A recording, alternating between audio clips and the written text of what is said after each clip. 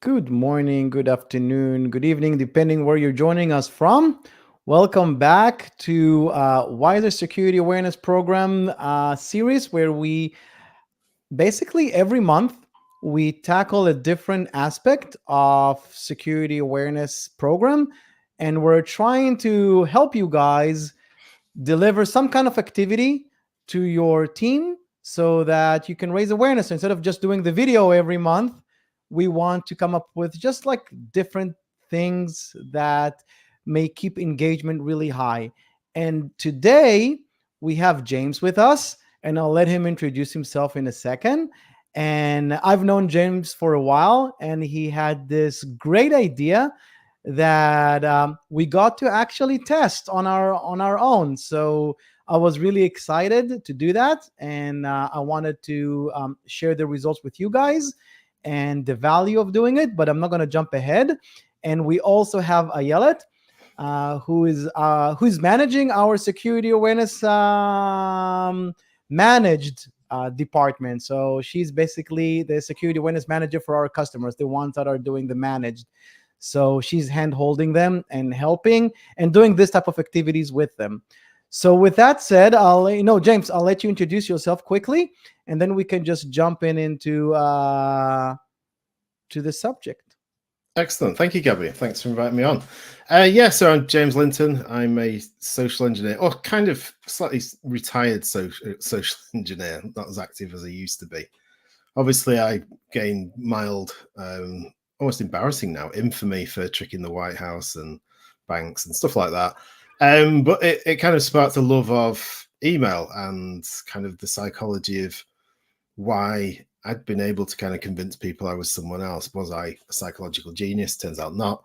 Or was it because people are just so used to seeing the same display name turn up 1,000 times, so when it turns up the 1,000th time, they trust it? And I think that is probably a lot more to do with the latter than the beginning. I just love exploring different kind of security awareness-y, designy ideas and stuff, and experimenting. And you were very gracious enough to say, let's try out a little pilot of BattlePhish, see how it runs, because it's a concept that kind of, I don't know where it actually came out from now. It was just sort of, I was thinking about phishing simulations, and one of the problems being with them, I think, the kind of lack of transparency, that it can seem like a bit of a clandestine red team exercise.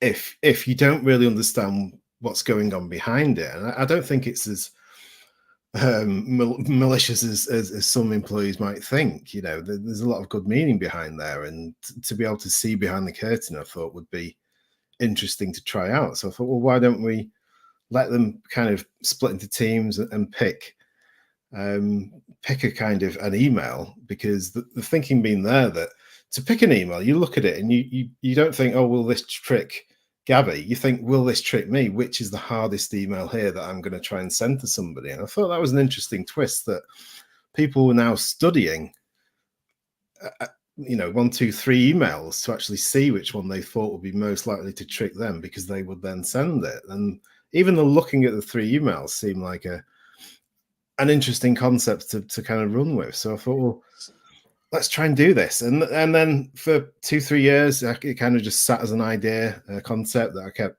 trying to push people to maybe have a go at. But everyone's busy. It's kind of, it wasn't a fully fleshed out thing. It sort of needed a bit of life. So in steps Ayelet, with her access to Wizer's phishing simulations.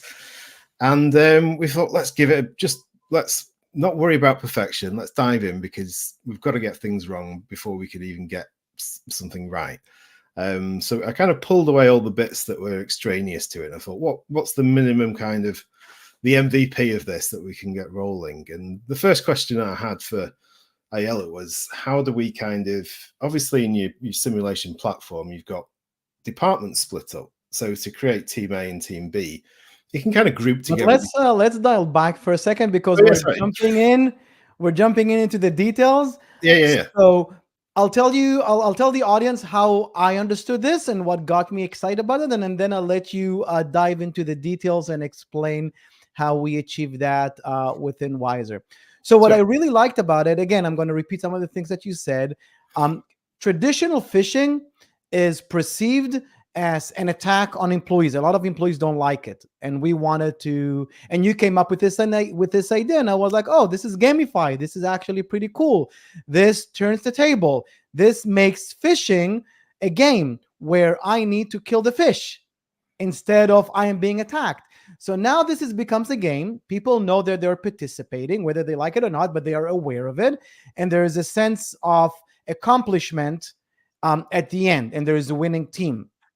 And what I also liked about this is that because you split it into two teams, we did it simple, just two teams, but it can be more teams, and you get to sort of sit in both sides of the desk. You're also an attacker, so you get to either pick a template out of many as a team, or you get to craft your own. We put that aside for now because crafting just added a little bit more complexity. However, when the teams grouped, some of them were like, hey, let's craft this. So the discussion itself was actually really interesting. And we're going to talk about that, how you can actually amplify that.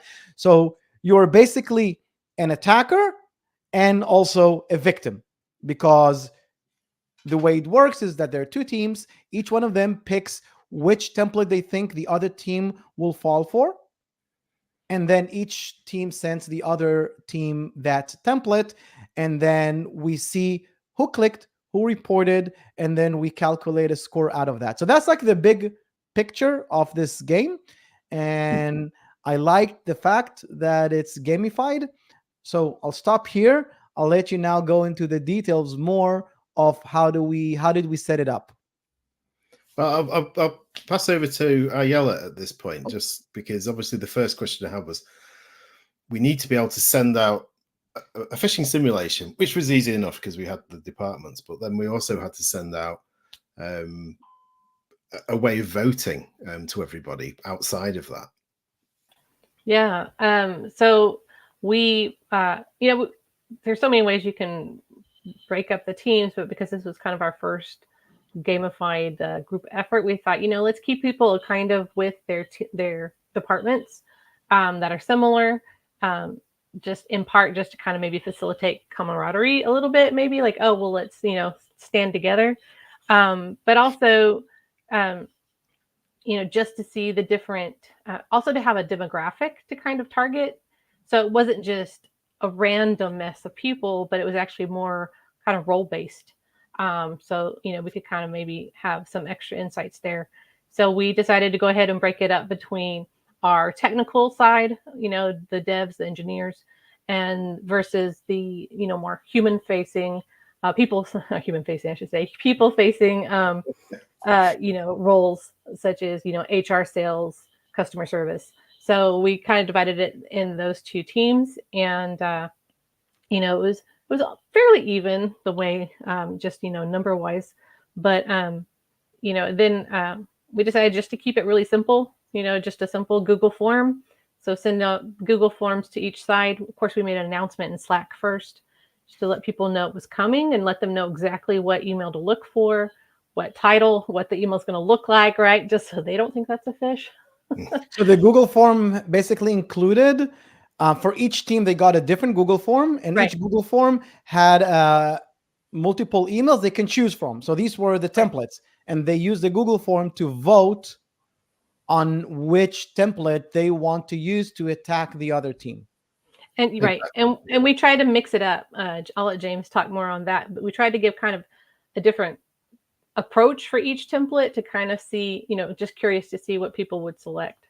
Which is also actually pretty interesting. And by the way, we'll let you guys know who won, but you can feel free to comment. Who do you think won this battle? The technical people or the non-technical people? So feel free to comment. We'll reveal that at the end. Yeah. So the templates that were chosen were on the technical people, right? They chose a HubSpot form, right? A HubSpot. Correct, yeah. Kind of classic unknown login. Yeah, they were like, okay, we think the non-technical people that use a CRM and stuff like that, they will probably fall for something like a HubSpot. So they try to make it relevant, which is also cool because they didn't just randomly pick something. They were No. putting some thought into this, and they knew the demographic and they knew what probably they will fall for.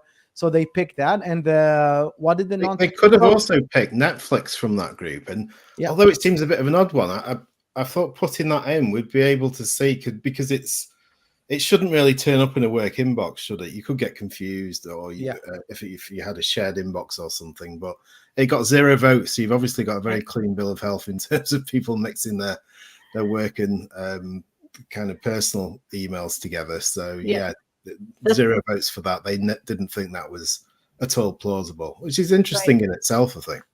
And the Loom, so they had Netflix, the HubSpot, and Loom, right? And so those were the two, the different tools were the two that were targeted, voted on the most. But yeah, the HubSpot was the overall the widest margin of winning yeah. from the dev team. So what about the non-technical? What did they choose? Sales, HR, operations, customer success, and marketing. They picked a classic, really. It's caught out many people over the years. A Google Workspace shared document file. I mean, ubiquitous because if day in, day out, to collaborate, you're almost paid to open the emails like that. I mean, you're paid to open any email, I guess, to a certain extent, but things like that can be super tricky, and everyone sort of went for that. There was an IT message there that got a couple of votes, and there was actually a WeTransfer in there that was a new promo video that they were asking to check out, because I know that Wizer's king of the promotional PSA videos, but nobody voted for that. They all just dived straight for that big hitter of the Google Workspace thing. So we had HubSpot facing off against Google Workspace. So the vote was decided, and that was the close of the weekend, and then the week started, and they didn't know exactly at what time it's going to be sent. They knew that this is coming soon, right? They didn't expect to get it over the weekend or during a work day. And what I also like is that both teams basically picked something relevant, so they understand the concept of a spear phishing attack, or if you're an attacker, you want to probably choose something that will look the most legit for that person definitely. that is clicking. Yeah, because you never. This is the really interesting thing for me. You never really get somebody's opinion about things like this. Yeah, they actually look at an email and have to think, would this be likely to trick me? Yeah. Cool. So yeah, then Ayala, she set up the weaponry for the phishing. Yeah, go ahead, Ayala. Let's explain what happened next. How did you when did you do it? Did you do it immediately after? Did you wait a few days? What did you Yeah, so we had a little lag in voting. So I actually had to wait till over the weekend and tried one more push to get a little bit more engagement with the voting.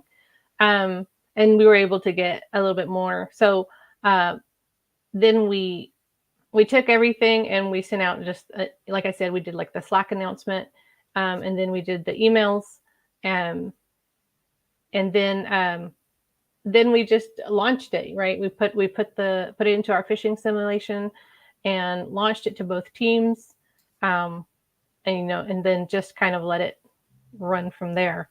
And for how long did we run it? Just over 48 hours. Okay.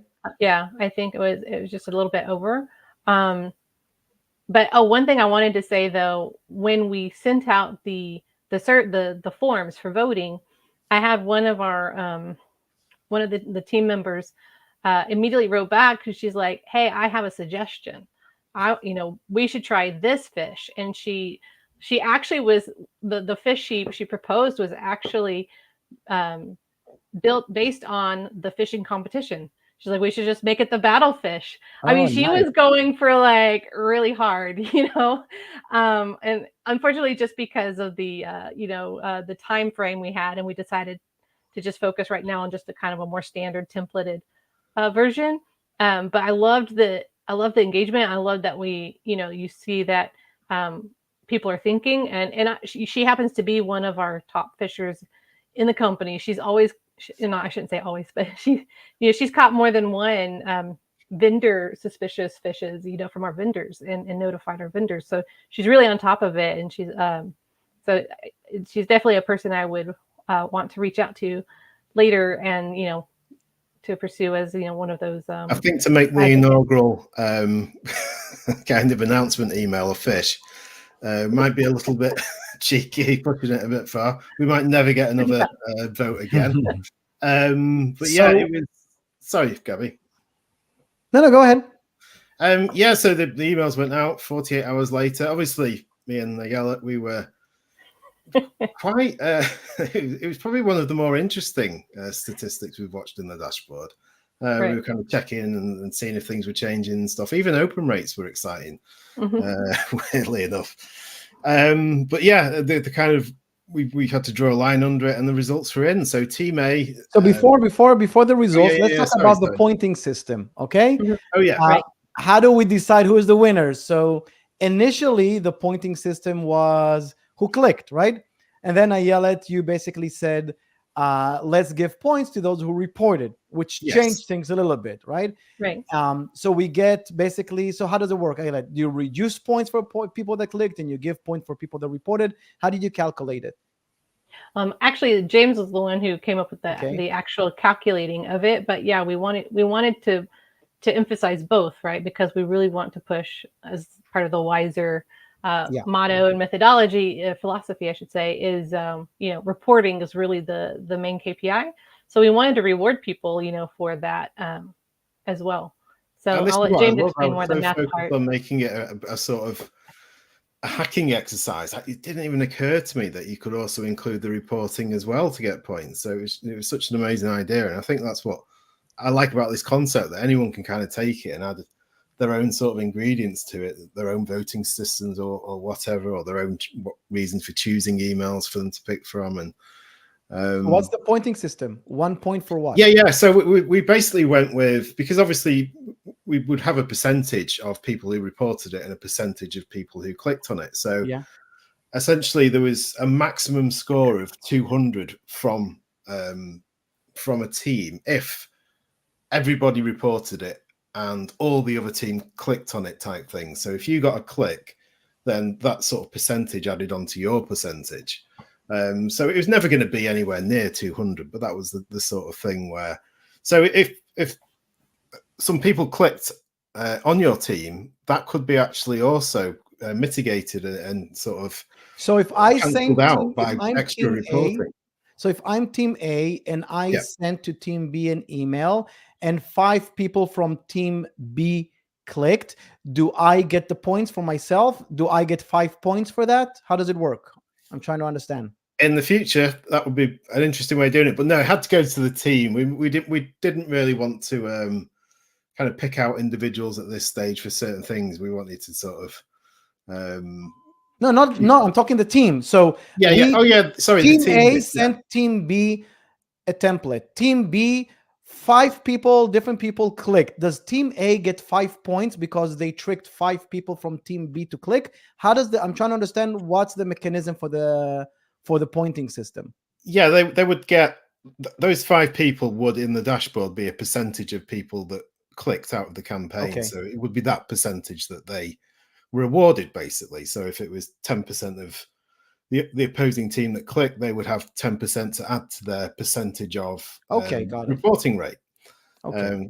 But let's say every company can come up with whatever they want. What we suggest is basically calculating both the clicks and the reports and come up with a number. Yeah, you can adjust the weighting. You can maybe, if somebody clicks on a fish and reports it, that could be worth double points maybe, because it takes a bit more kind of, not guts, but a bit more kind of boldness to sort of go, I've been caught out, I'm going to report it anyway, type thing. So yeah, there's loads of little tweaks you could make, I think, to the way the points are done. And to be fair, we got the stuff in the dashboard, and then we figured out how somebody was going to win it.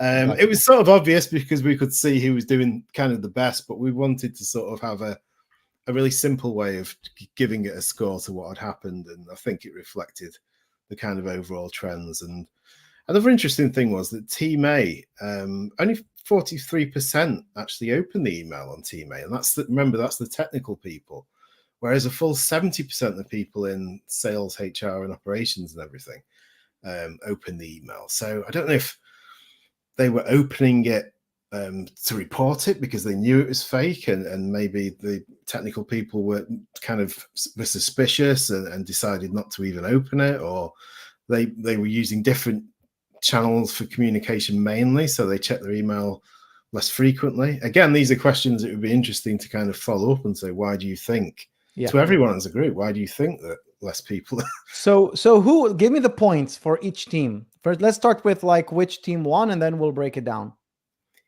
Yeah, sure. So the winning team was B, the non-technical team, sales, HR, operations, customer success, and marketing. They really stormed away with a kind of rounded performance. They had a high reporting rate of 22%, which was pretty good. And they managed to catch out 2 individuals and got them to click on their email, which they sent, which was the Google Workplace form. So it could have been the form that tipped the balance, but again, the other team, if they'd have been a bit quicker on the reporting, they could have kind of mitigated that. So yeah, it was so 29 versus Team A, which obviously less people opened it, which you think would be maybe more encouraging. But 2 people clicked, and this was quite interesting. And obviously, there's absolutely no blame meant to be associated with this game, but they were both new starters at Wizer. So maybe they were just super eager and trying to reply to everyone that's getting in contact with them and getting used to all the systems and stuff. But it was interesting that everyone else was kind of weathered and toughened to kind of fish, as they would be working on building a platform. Right. James, the top, I think there were 3 on Team A that did report, and they are veterans, right? They're longtime veterans. It may be that they worked on the phishing, it's hard to know. And that's where like the conversations would be good. That I would like to have the follow up. It's kind of to see if it was just because they recognized it from work, or they genuinely just saw it. And this was a full strength simulation, because I think at Wizer you have warning messages when things are coming in with your simulations, don't you, and stuff to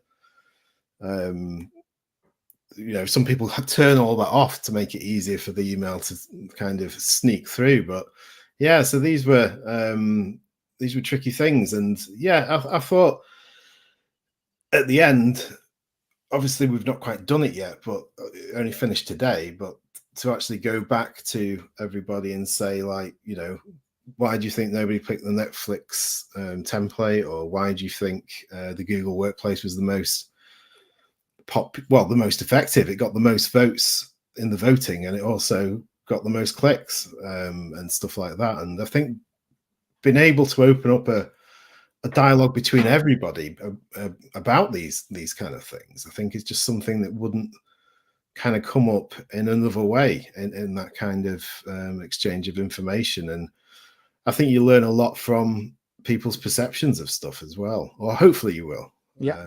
Whereas normally a phishing campaign, you fire it off, see if somebody clicks or not, and you don't really, you can get value from it, but I don't think it really kind of sparks a bit of debate. So doing this maybe once every 6 months, once a quarter. Yeah, once a quarter might be a bit much, just to mix it up. And I think one of the other things that drew me to it originally as a concept was that if you've had a go at doing it yourself, then maybe you're not going to be, you're not going to see it as this bad thing afterwards, and there'll be more trust there, and the process is a bit more transparent. And I think that's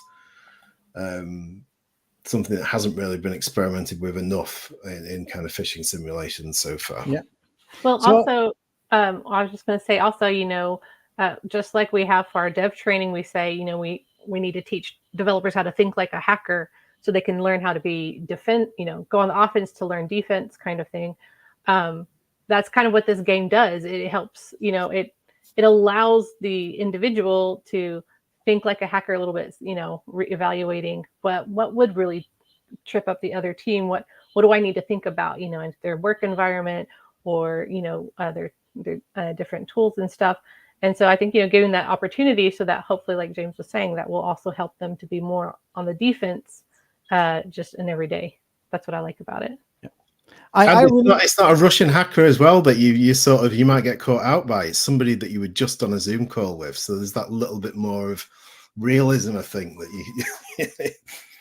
I think, what's really unique, just to summarize, I think, first of all, the fact that it's a game and people understand that they're not being attacked, that they're just part of something. And they're also opening their eyes more because they don't know which template. Maybe it's a real fish they reported, which is great. So they have their eyes on their emails. They're more aware. And I think it opens engagement. So what I would probably do next time, I would open a Slack channel for each team, just to let them talk a little bit more. Maybe if we give more time, they can come up with their own template as well. So the fact that people are talking and the feeling of belonging, that you're the winning, it's a team that won, so you're part of it. There's no, it's not an individual thing. So I really like the fact that you get to play both roles, the attacker and the victim, and the fact that you get to practice different things. You understand the importance, because you're going to get points for reporting. So it really emphasizes how much we care about reporting, which is just as much or even sometimes more than the fact that you clicked. So we're not just telling you, it's not a pass or fail exercise on the click. You can mitigate what you've done. And I think the concept of that you can mitigate what you just did is a very powerful message, that you don't need to hide. There's really no need to oh gosh, what did I do? I will pretend that nothing happened. Maybe nobody will notice.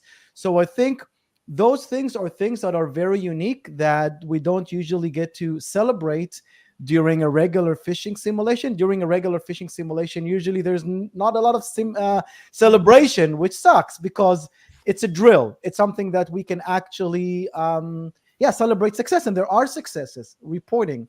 So again, I think this is really unique.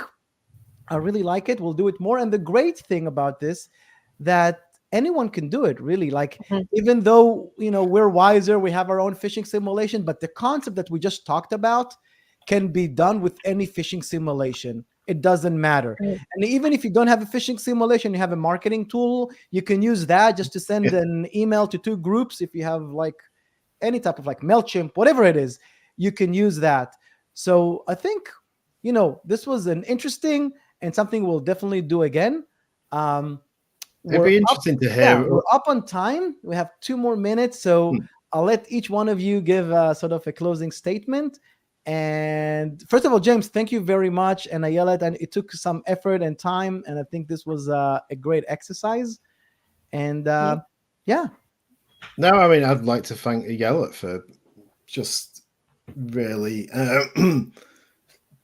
taking on something that seemed strange, but now actually feels like I think we could do it again, and it would it would be a lot more natural, and we would learn really fast about things that we want to do. And somebody else, Robin, said to me about voting, how she would like to do it on maybe a Zoom call and have kind of breakout rooms where the people could vote and talk about that's stuff. So I think there's loads of ways that somebody could run with this. And like I said, it costs kind of nothing. It's but you have to be willing to step away from that lovely perfect clicky graph and show people some emails and let them study them and decide which you're going to trick them. Cool. It was great. Definitely have plans for version 2 next time. Okay, guys. Thank you very much for attending. Hopefully this was useful. Try it out in your own companies and let us know how it went. And until next time. Thank you very much. Thank you. Bye-bye. Thank you.